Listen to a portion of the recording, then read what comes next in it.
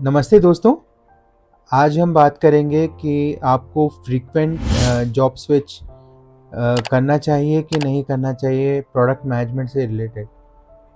तो दोस्तों, मैं आपको इसके बारे में अच्छे से एडवाइस कर सकता हूँ क्योंकि मैंने सिग्निफिकेंट ईयर्स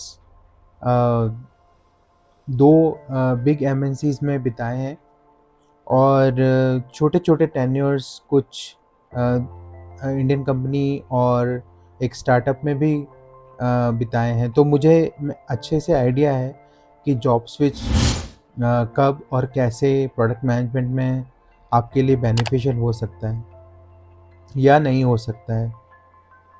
तो अगर आप शुरू की स्टेज में हैं, जब आप अपना करियर इस फील्ड में बना ही रहे हैं, मतलब आप प्रोडक्ट मैनेजमेंट में हैं, तो आप बेसिकली लर्निंग पे ही फोकस करिए क्योंकि आपको बहुत सारी चीज़ें सीखना है। 2 मेन पार्ट्स होते हैं प्रोडक्ट मैनेजमेंट के। पहला होता है कम्युनिकेशन स्किल्स और दूसरा होता है कोलैबोरेशन स्किल्स। तो अब ये साउंड करेंगे ऐसे कि ये तो कभी भी आ जाएगा, लेकिन ऐसा नहीं होता है दोस्तों। यहाँ पे आपको सेल्स, प्री-सेल्स के साथ में इंटरेक्शन करना पड़ता है, कस्टमर्स के साथ में इंटरेक्ट करना पड़ता है और प्रोडक्ट इंजीनियरिंग के साथ में इंटरेक्ट करना पड़ता है। तो ये तीनों अपने आप में ही एक बहुत डिटेल्ड डोमेन्स हैं।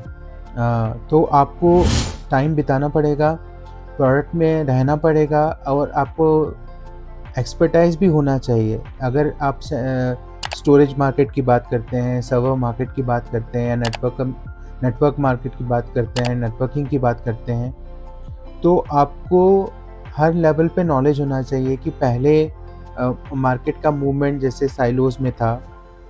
लोग सैंड बॉक्सेस, नेस्ट बॉक्सेस ये सब प्रेफर करते थे एनवायरनमेंट्स में, पर अब लोग प्रेफर करते हैं hyper converge infrastructure, data centre इन अ बॉक्स और कंटेनराइज्ड एप्लीकेशंस और कुबरनेटिस। ये आजकल का ट्रेंड है।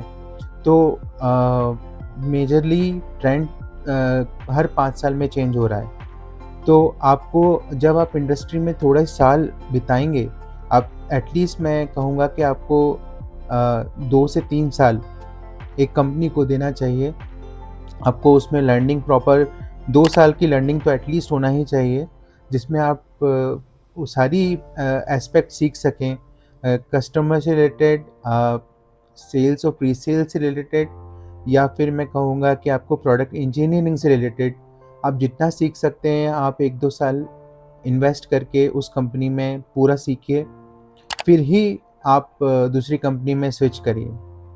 अगर आप शुरू में ही जल्दी स्विच करेंगे तो आपके रेज़्यूमे पे भी जो इम्पैक्ट होगा वो अच्छा नहीं होगा।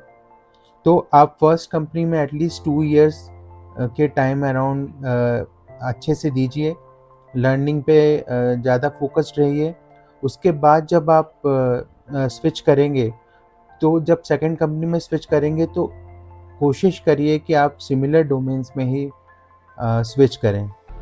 अगर आप सेकंड कंपनी में जाते हैं तो वहाँ पे आप 1 साल आपको इन्वायरमेंट जज करने में ही लग जाता है कि जो भी साइकिल्स हैं, अगर प्रोडक्ट साइकिल्स की बात करूँ, वो 2 रिलीज़ साइकिल हैं आपके प्रोडक्ट की, या 3 रिलीज़ साइकिल हैं, या फिर मंथली आपका प्रोडक्ट में चेंजेस आते हैं। तो आपको उससे पूरी तरीके से अवेयर होना पड़ेगा और आपको ये भी पता होना चाहिए, क्लैरिटी होना चाहिए कि आपके जो सजेशंस हैं वो प्रोडक्ट में किस तरीके से इम्प्लीमेंट हो रहे हैं, क्योंकि प्रोडक्ट इंजीनियरिंग को भी आप पे ट्रस्ट होना चाहिए कि आप जो भी उनको फीडबैक कस्टमर्स का लाके दे रहे हैं वो डेवलपर्स तक पहुँचे और वो पर्टिकुलर एग्जीक्यूशन में हेल्प करें उनको। और सेल्स और प्री सेल्स आपके फीडबैक पे बहुत ज़्यादा ट्रस्ट करती हैं, तो आपको कम्युनिकेशन के लिए और जब भी रोड मैप डिस्कशन होता है, तो आपको एटलीस्ट 3 टू 4 साइकिल्स कवर करके चलना होता है।